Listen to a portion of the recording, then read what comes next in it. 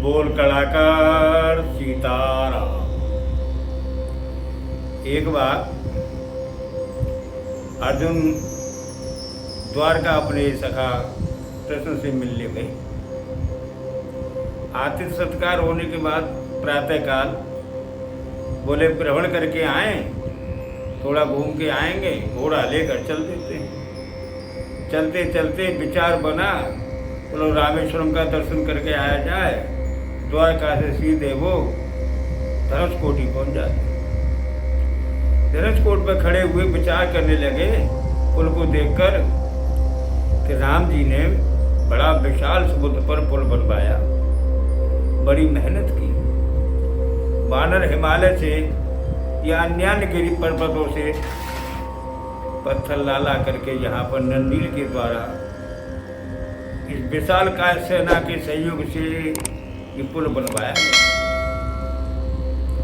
अर्जुन ने विचार किया इतनी मेहनत भगवान ने क्यों की। भगवान तो संसार के सर्वश्रेष्ठ धर्मधर थे, तो राम को अपने बाणों से पुल बना के ही सेना को पार कर लेना चाहिए था। अर्जुन को अपने गांडीव धनुष पर इतना अहंकार हो गया कि वो यहां तक कहने लगे यदि मैं होता उस समय तो मैं तो धनुष पे बाण चढ़ाकर पुल बांध देता और वानर सेना से कहता उतर जाओ।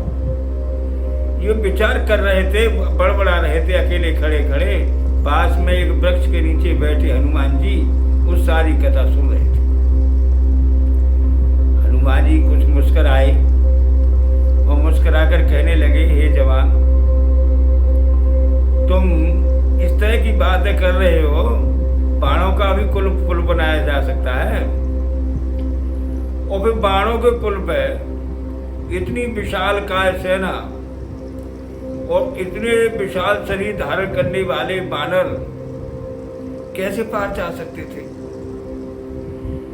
सुग्रीव, द्रुपद, मयंद, वज्रदंत अन्य इतने विशाल काय शरीर वाले इतने बलवान बानर थे कि उनका एक पैर रखते ही धनुष बना के टूट जाता तो सारी सेना समुद्र में डूब जाती और भगवान की सेना का यही विध्वंस हो जाता, युद्ध कौन करता। इस तरह के विचार करना उचित नहीं है। तो अहंकार और अर्जुन का जागृत हो जाता है। अर्जुन कहता है ऐसे कैसे टूट जाता, मैं अभी पुल बनाए देता हूँ बाणों से, यदि मेरा पुल टूट जाए तो मैं अग्निदाह करके अपने शरीर को भस्म कर दूंगा। कोई तोड़कर दिखाया। हनुमान जी आश्चर्यचकित होकर उनकी ओर देखने लगे, कहने लगे ए नवयुवक, तुम्हें अपने बाणों को इतना घमंड है तो पहले तो तुम पुल ही बनाकर दिखाओ। ये 100 योजन के समुद्र पर पुल बनाना कोई मामूली बात नहीं है। अर्जुन ने अपना गांडीव उठाया और अपने दिव्यास्त्रों को निकाल कर बाणों को चलाया और बाण से बाण बीत कर और कुछ ही क्षणों में वो पुल बना के तैयार कर दिया। बोले इतने से पुल पे इतनी बड़ी सेना कैसे पार होती है, तो बहुत छोटा चौड़ाई इसकी बहुत कम है। बोले और चौड़ा किए देता हूँ। अर्जुन ने फिर बाण चलाए और बाण से बाण पीते कुछ और चौड़ा करके फिर पुल बना के पूरा कर दिया। हनुमान जी बड़े प्रसन्न हुए उसकी बाण कला को देखकर। उसके धनुष की टंकार और बाणों की उस प्रवृत्ति, चलाने का ढंग और बाणों से बाणों बीतने की कला को देखकर हनुमान जी बड़ी प्रसन्नता। हनुमान जी उठकर आए और कहने लगे बाण तुमने चलाकर पुल तो बहुत अच्छा बना है, लेकिन मजबूत है ये क्या? बिल्कुल मजबूत है, कोई इसे तोड़ नहीं सकता। हनुमान जी ने अपना रूप धारण किया, थोड़ा सा बल लगाया और ऊपर एक पैर जमाया कि पुल धड़ाधड़ टूट गया। अब अर्जुन बड़े आश्चर्यचकित होकर हनुमान जी को देखने लगे और विचार करने लगे बानर साधारण नहीं है। मेरे इतने मजबूत बाणों के बने हुए पुल को एक पैर से तोड़ता है, ये कोई साधारण बानर नहीं है, ये जरूर कोई रामादल का महावीर है। लेकिन क्यों कर अपना वचन हार गए थे। उन्होंने प्रतिज्ञा की थी कि पुल टूट जाएगा तो मैं अग्निदाह कर लूंगा। अब शांत हुए खड़े रहे कुछ समय तो मौन। तो उन्होंने कहा ठीक है ये बानर, मैं वचन हार गया हूँ, अब मैं अपनी प्रतिज्ञा पूरी अवश्य करूंगा। और पास से वो काष्ठ की इकट्ठा करने लगे और इकट्ठा कर उन्होंने चिता बनाना प्रारंभ कर दिया। और वहां के जीव जंतु सभी ये तमाशा देखकर मौन थे। सभी शोकातुर थे कि ये जवान व्यर्थ में ही अपने शरीर को गंवा रहा है। इतने में ही क्या भगवान कृष्ण तो अद्भुत लीलाधारी हैं, कण कण में वास करते हैं, हर व्यापक सर्वत्र समाना, प्रेम से प्रकट हुए में जाना। अर्जुन का हृदय तो कृष्ण में बसा हुआ था।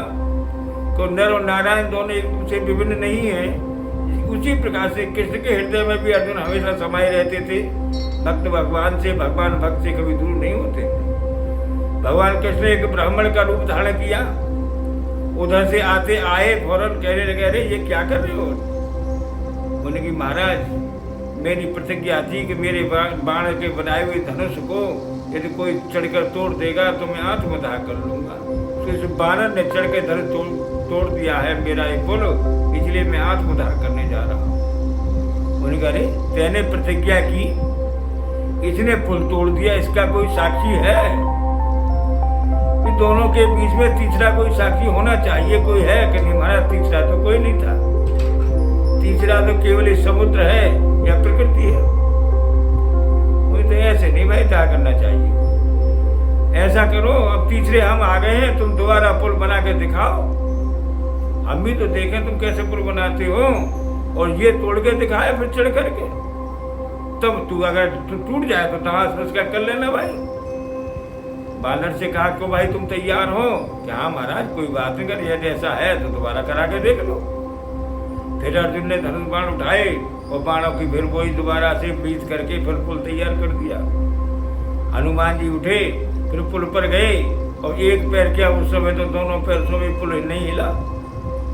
हनुमान जी बड़े आश्चर्यचकित हुए। उन्होंने फिर अपना शरीर और बढ़ाया, वजन भी बढ़ाया और फिर दबा के देखा, उछल के देखा, कूद के देखा, लेकिन धनुष के बनाए हुए बाण के पुल पर कोई प्रभाव नहीं पड़ा। तो हनुमान जी को बड़ा आश्चर्य हुआ। उन्होंने उतर कर देखा, क्या देखते हैं कि धनुष के उस बाण बनाए हुए उस पुल के नीचे कच्छ बनकर भगवान नीचे उसके वजन को संभाले हुए हैं। तो उन्होंने कच्छ रूप में भगवान का दर्शन किया। हनुमान जी हाथ जोड़ के विनय करने लगे, हे प्रभु आपकी लीला अपरंपार है। आपने मुझे कच्छ भगवान के रूप में दर्शन दिए, मैं आपकी शरणागत हूँ, रक्षा कीजिए और मुझे अपने वास्तविक स्वरूप का दर्शन कराइए। तो भगवान वहां से प्रकट राम के रूप में प्रकट हुए। हनुमान के सामने वैसी रूप में दिखाई देने लगे जैसे उनके इष्ट के रूप में दिखाई दिए। और भगवान अर्जुन को कृष्ण के रूप में दिखाई दिए। अर्जुन ने भी दौड़ के उनके चरण छुए, हनुमान जी ने भी चरण छुए। दोनों को अपने अपने इष्ट के रूप में दिखाई दे रहे थे वो नारायण। तो उन्होंने कहा, है अर्जुन तुमको इस प्रकार प्रतिज्ञा नहीं करनी चाहिए। बिना सोचे समझे तुम पहले भी प्रतिज्ञा कर चुके हो जयद्रथ वध की, तब भी तुम्हारा मुश्किल से ही चिता में से बचाया था। सुधर्मा के युद्ध में भी तुमने इसी प्रकार प्रतिज्ञा की, उस समय भी तुमको बड़ा मुश्किल से तुम्हारे प्राणों की रक्षा की गई। बिना सोचे समझे इस प्रकार से तुमको प्रतिज्ञा नहीं करनी चाहिए। इसका कथा का यही सार है कि बिना विचारे कोई भी कार्य नहीं करना चाहिए। जो भी प्रतिज्ञा की, जो भी वचन दिया जाए, किसी से कोई वचन दिया जाए, उस पर आगे पीछे पूर्ण मंथन करने के बाद ही वचन बोला जाए। वचन को हमेशा संभाल कर बोलना चाहिए। तो शब्द से निकला हुआ जो बाण है, शब्द का बाण धनुष बाण से भी तीव्र होता है। इसमें ऐसा जहर होता है जो किसी बागी से नहीं उतार सकता। सांप के काटे जहर को उतारा जा सकता है, इस शब्द के छोड़े गए जहर को किसी से भी उतारा नहीं जा सकता था। तो सदा मीठे वचन बोलना चाहिए। तुलसी मीठे वचन से सुख उपजे चौंगोर। वशीकरण एक मंत्र है, तज दो वचन कठोर। इस प्रकार से मधुर वचन बोल करके एक दूसरे को प्रेम से, संसार में प्रेम से ही एक दूसरे को साथ रखकर संसार में रहा जाए और साथ साथ संसार के आगे बढ़ाया जाए। प्रेम सबसे बड़ा डोर है जो एक दूसरे को बांध कर रख सकती है, समाज को एक साथ रहने का संदेश दे सकती है। बोल कड़ाकर सीताराम।